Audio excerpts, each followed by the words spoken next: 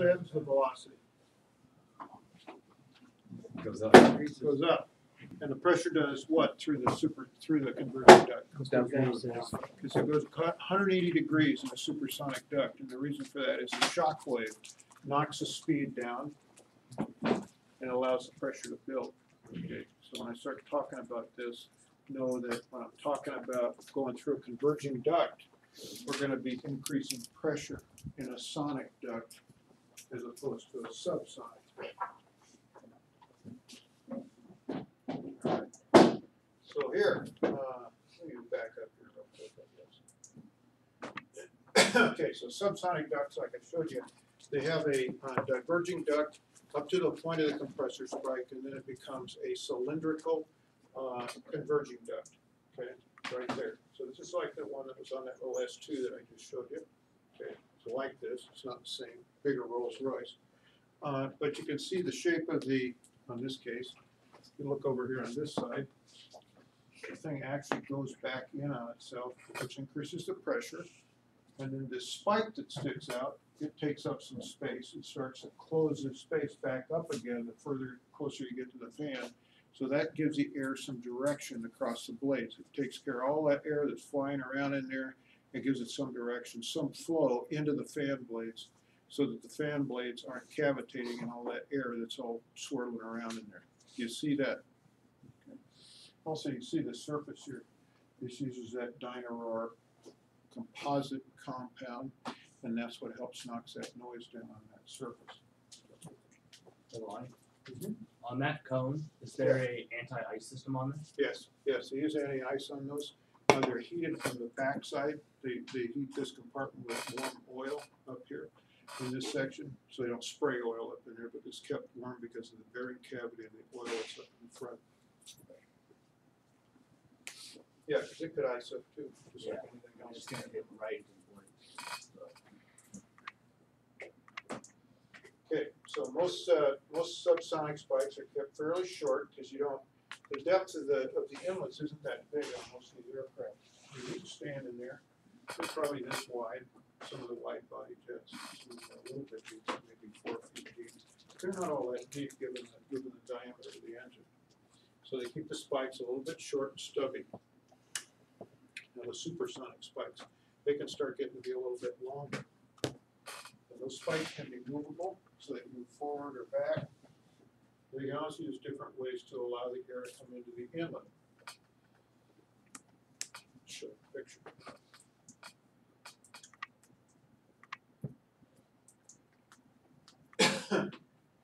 So we can use the inlet spike on the fan, or we can use ramps to allow that air to change directions. And we're going to use those shock waves to slow down the airflow. So sonic air is we're going to run it into a converging duct. Instead of raising the pressure at the inlet, we're going to run it into a converging duct, which is going to raise the pressure because remember it's sonic. At sonic speeds, you go through a converging duct, the pressure goes up and the velocity goes down. And that's because of the shock wave that occurs across the lip of the ramp. It actually strikes the air moving past it and slows it down.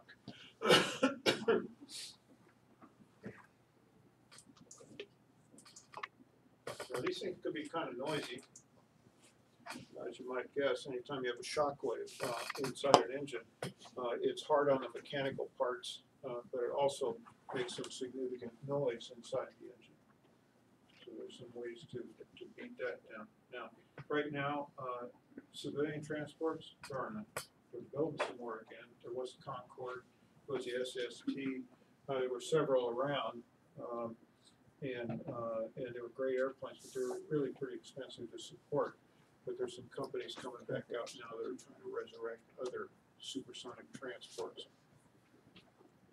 Okay, so we're going to use a converging duct, and it's going to reduce that speed to Mach 1.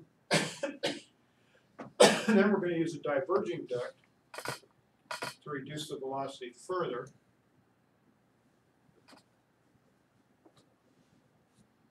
And you're going to use some variable geometry in the inlet. I'm going to show you a picture here. I think it's like the next one or the next one after that. So even though the plane's exceeding Mach 1, the air within the engine is still subsonic. Yes, yes, you have to drive it down to a lower pressure or lower velocity because you can't have that sonic air hitting the fan. What happens is the fan will start shaking, it'll start vibrating, it'll come apart. It only likes high pressure air. So the air moving through the engine is not sonic. You're not these. Because the fan's a lot like a propeller, it can do. It's like a propeller. Yeah. It can't exceed Mach 1. Yeah. Well, the blades can't exceed the speed of sound. Right. So they're shrouded, which allows the blades to run faster than the speed of sound at the tips. But because they're shrouded, it holds that air against the blade instead of allowing the shock wave to propagate off the blades. Yes. So the engine itself will be running at subsonic airspeeds, but the aircraft will be running at higher than sonic airspeeds. So we're going to use doors and ramps to control the speed of that air, so we can pinch the air down, turn it into converging ducts through the inlet, or we can open them right up at subsonic speeds and allow all the air that's possible to go into the inlet of the engine. It's kind of hard to see. If I turn the lights down here, you might be able to see the fans.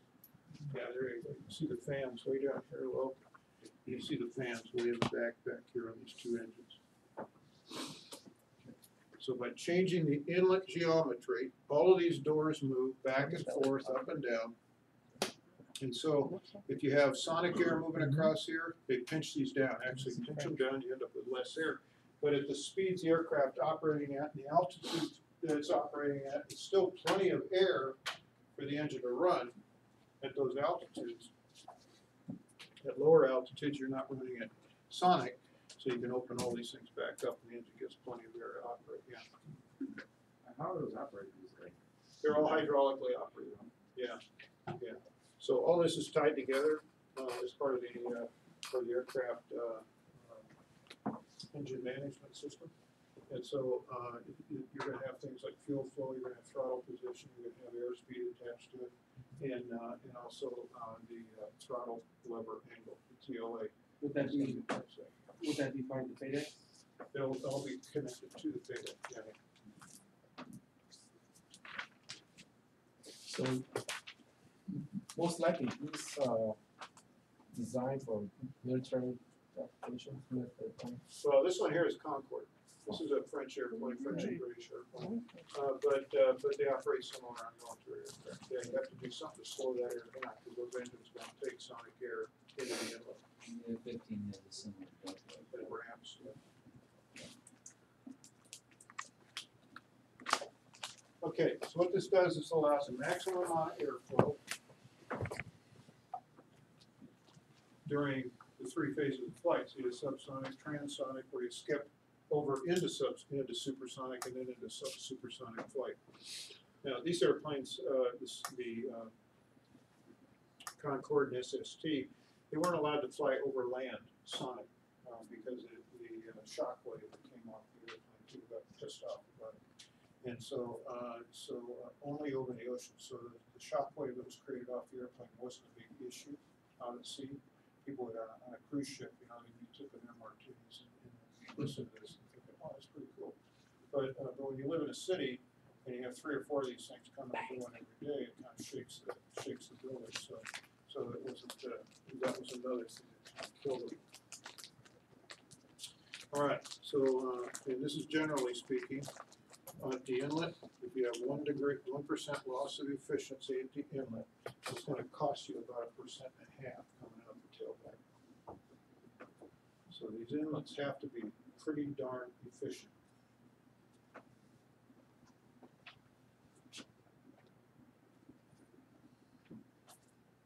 Pretty darn efficient. Pretty simple, pretty efficient.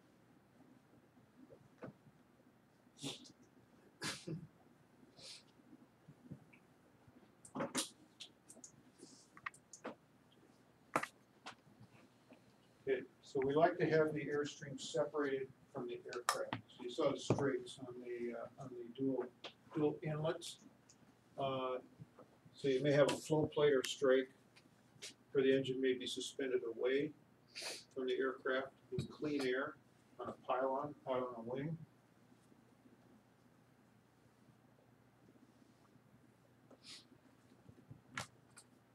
3-engine airplane with the engine in the tail. It will have what they call an S duct. Did I talk to you about S ducts before? S ducts. You get a chance to go in the S duct, we'll do that. You don't have to point to somebody else, see S ducts.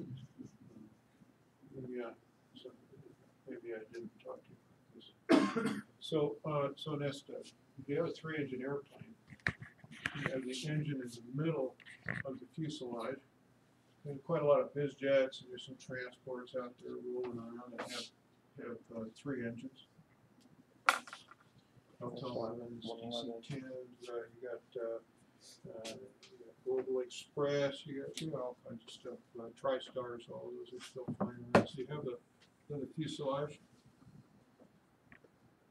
Pilot sits up here, so happy. And then you have a fin. You're going to have a duct up here in the fin. You're going to have a tailplane up here usually. And the engine sits back here, creating thrust. Okay, that's a number 2 engine in the fuselage. And you have an engine out on either wing out here.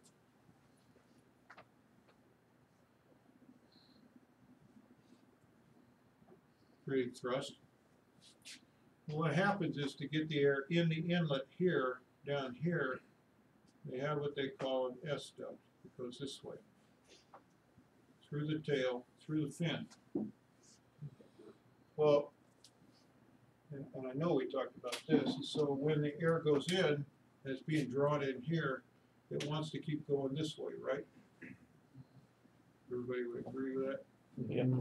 It wants to keep going that way. So you have to do something to keep it from bouncing this way and then this way, because that's going to cause you a huge loss of efficiency. So what they do is they put little strakes or veins inside the S duct, and they stick up about like this high, sharper than all hell. And so when you have to go down in there, because sometimes you have to clean the S duct because it gets dirty down in there, and you want that air to move smoothly through there. So when you go in there, and this is why I say you don't want that job if you can get away with it. They put you on a monkey strap because they don't want you to fall.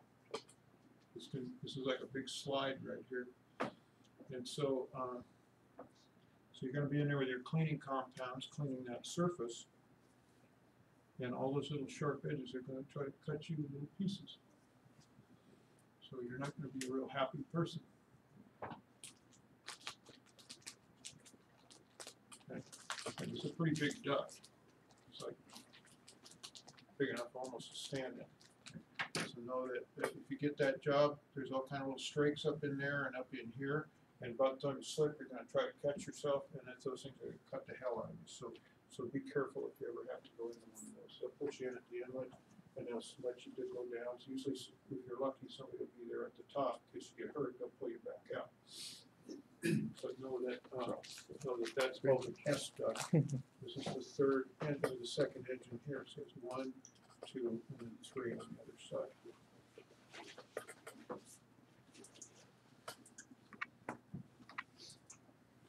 Now the inlets, early on these screens, keep debris from going in. They had aluminum compressors, so they were kind of fragile. And so ice, any kind of fog would destroy those things. And they pretty much got rid of screens except on some helicopters that operate close to the ground. Agricultural aircraft, for instance, another good one where they have bugs and birds and that sort of thing, rats, anything. And also ground power equipment. Anything that's close to the ground where there's a lot of debris. At the altitudes these things fly at, that's not such a big issue. All you're ingesting is air, typically.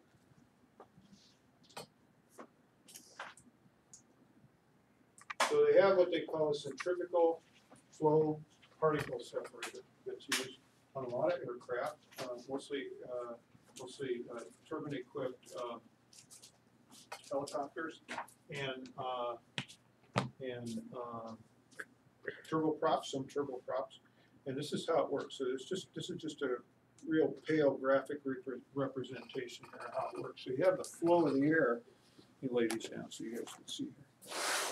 You have the flow of the air, and it runs into the engine so fast this way What happens is anything that's heavier than the air is gonna get separated out, it's gonna be thrown outside with some bugs and dirt and that sort of thing, all ends up in a dirt trap where it's thrown overboard. There's a number of different configurations of these things, and this is just a real simple picture to show you how that works. But anything heavy is thrown aside, and the main air continues to flow into the engine.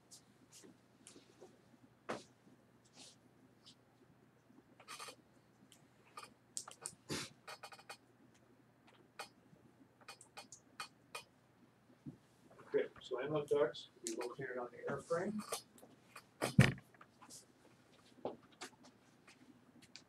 It'll be above or below the inlet, actual inlet of the engine. So these little engines you have out here, they are on a Hughes 500. Now it's coming in the 500.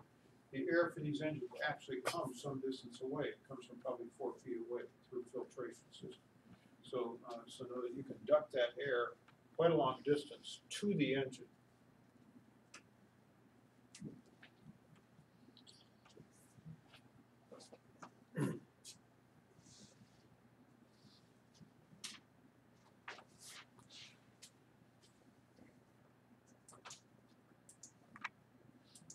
Maintenance. For maintenance, occasionally you have to do a little maintenance on them. It's going to be part of the component maintenance manual for the inlet. Workmanship is super important. If you put a patch to replace or to fill a hole, make sure that you're doing it in accordance with the manufacturer's recommendation, and it's used the correct compounds also. So I saw one time somebody at United had done this repair on an inlet. It was a hole, probably about the size of $half, and somebody used just some epoxy compound, not the right stuff. And what happened was it got sucked out. Now, where did that stuff go? Through the engine. Right back through the engine, right? So you have to use the correct compounds. And ordinarily, underneath this sound material, there's going to be some honeycomb, and that has to be replaced at the same time. So that has to be potted back in as well. So know that any repair that you do it according to the book. Any inspection, sometimes they're just daily inspections, but might be some a little heavier inspection. You're going to look for FUD. Any inlet devices like blowing doors, they should function. Probably going to have to lubricate them. Anti-ice, you'll be checking to make sure that the lip heats when you turn on the anti-ice. So there may be some variable inlet components there, that is to say variable inlet guide vanes on the engine. So if you have those, you're going to want to make sure those work as well. We'll talk about those down the road. We'll start talking about variable guide vane systems.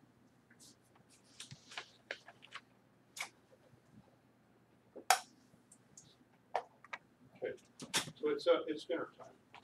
Anybody got any questions? If you do, please let me know.